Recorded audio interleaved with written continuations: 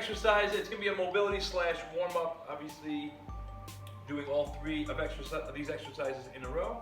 First is going to be more of a stretch, and it's going to be a pigeon.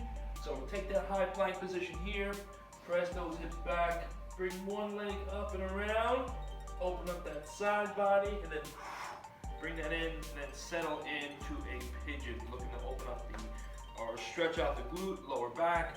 Take your time with it, stay here for 30 seconds, fast forward, boom, other side, bring that leg around, bring it back in.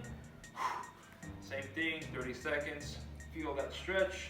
And then once you've done 30 seconds each side, that's gonna be for that. First up is a dead squat. So it's a little bit of a deadlift, a little bit of a squat. Kettlebells are at your side, keeping the hips back, and then you're gonna stop at the floor, stand right back up. Really, the difference of this exercise and a regular deadlift is that you're trying to bring your hips a little bit lower so your butt is closer to the floor. Stand up, simple stuff, still keeping the flat back. From this angle, still trying to keep that flat back, chest up, but stopping at the floor every time. Okay, we're doing 10 of those. Then you're gonna take one of these kettlebells or dumbbell, and you're gonna do a halo above your head, right? So keep all of this nice and tight. Squeeze your glutes, tuck underneath, keep that trunk nice and tight. Grab the kettlebell, if you are using a kettlebell, by the handles this way, so the bell part is falling down this way. So now your elbows are up, and you're just, imagine drawing a big halo above your forehead, the crown of your head. So here, all the way around one direction, and then all the way around the other direction, trying to keep the elbows up and really get that shoulder moving in all planes of motion. Okay, we're gonna do 5 each with the halos, 10 minutes, AMRAP. Go for it.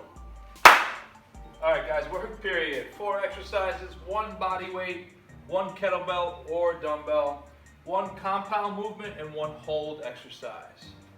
Okay, the concept is going to be 1 minute of work. Basically, you have 1 minute to complete each exercise, and then a mandatory 30 seconds rest.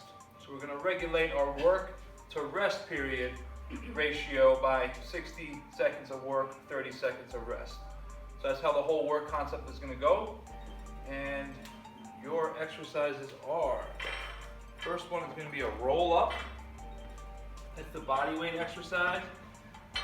Literally going to be, imagine you were doing a Turkish get up. Okay, so same side, I'll do this side. Whatever knee is bent, that's the arm that's going to be up, and literally the only thing you're doing is rolling up onto that elbow. Okay, trying to activate these muscles here and here, and trying to work cross diagonal with the core.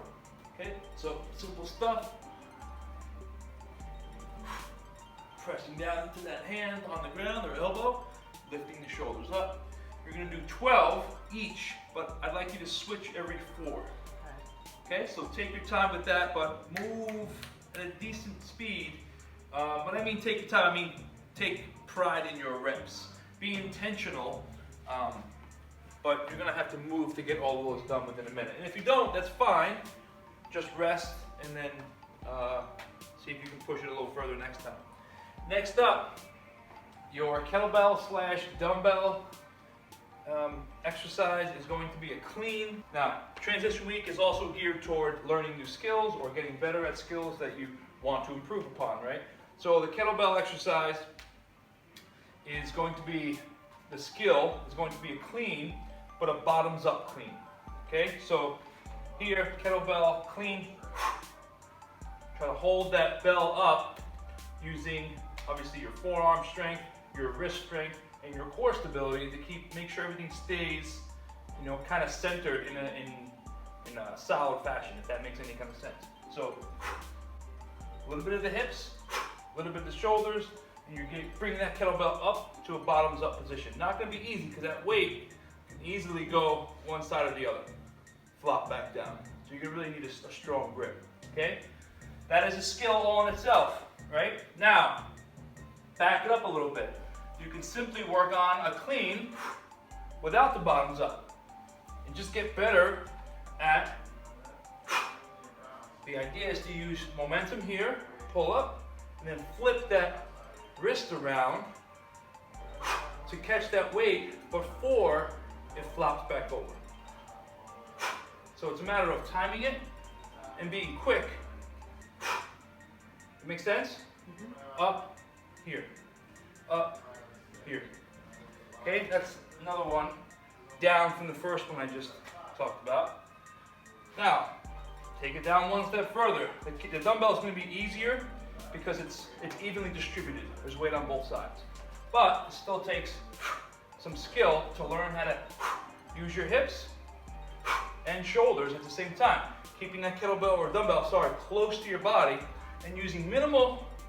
You don't want to be cranking it up like this. You want to be pulling it up just enough so you can dip that elbow underneath and catch it. Okay? Keeping it close to your body, not out here. So those are 3 options for you guys. See which one you want to mess with. You have 4 rounds. You can play around with that. Figure out what you need to do. Your compound movement is going to be a Pendlay row. A couple different options for you guys. If you're choosing to use a barbell and you have enough weight on there that you can stop at the ground each time, this is fine, right? You're keeping that neutral spine position. Back is flat. Go this way. Okay, back is flat, hips are back, and you're bringing it down to the ground. Pulling those elbows back, using your back, pinching your shoulder blades, and then coming right back down to a stop position. Okay, now if you're not using weights that are big enough to touch the ground, we can build a little stand here using some plates. And you can use lighter weights, dumbbells, kettlebells, whatever it is, to make sure that you can keep that good strong position. Hips are back, back is flat, and you can still do that stop and go using the plates. Does that make sense? There's a couple options for you guys. And your last exercise is going to be a hollow hold, which is basically creating a half moon position in the front part of your body. All of your anterior muscles, core, here, abs, quads, front shoulder, is all pointing upward, keeping this half moon position. Now to get there, start with your back, lift your feet up. Actually, before you even do that, tuck your butt underneath, flatten your lower back. Now lift your feet up 6 inches, and now reach your shoulder blades up. And this is a position that you're going to be holding for 60 seconds. Okay, trying to keep that lower back flat. An easier way, bring your legs up, would be a little bit easier, and then this would be the easiest way to do this. Okay, but eventually you want to start bringing yourself into that full hollow position. So those are 3 ways you can get there, 3 ways you can practice that particular exercise. That's my 7-minute speech. Let's see how well you guys do. All right, finish your time. 3 exercises. 1 is going to be a mobility / active recovery. And you're going to do that slow and controlled. And then 2 exercises back to back done fast and furious. Your first exercise, roll to V-sit. Bring those knees close to your chest and then roll up into a V-sit. So you're going all the way back, trying to get that lower back stretched out, and then lean forward, get that inner thigh, groin, hamstring stretch on the way forward. Okay, 60 seconds worth of that. And then next up is a burpee.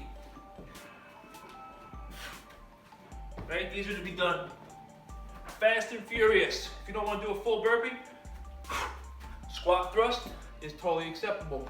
We're doing 8 reps with the burpee. And then last up is going to be a Roman sit-up. I'm going to suggest for today we're using 2 dumbbells and working out some shoulder stability as well as core strengthening. Keep those dumbbells directly above your shoulders. Big exhale on the way up. Pull the shoulders through. End up with those shoulders or those hands directly above your shoulders. And then 1 vertebrae at a time on the way down. I don't want to hear anybody thump down. Okay, take your time with the back end of it to make sure you protect your back and get the most core activation as possible. Okay, those are going to be 10. It's going to be a 10-minute AMRAP, and you're just working through it, trying to change the tempo up from the slow and controlled to the fast and furious. Cool?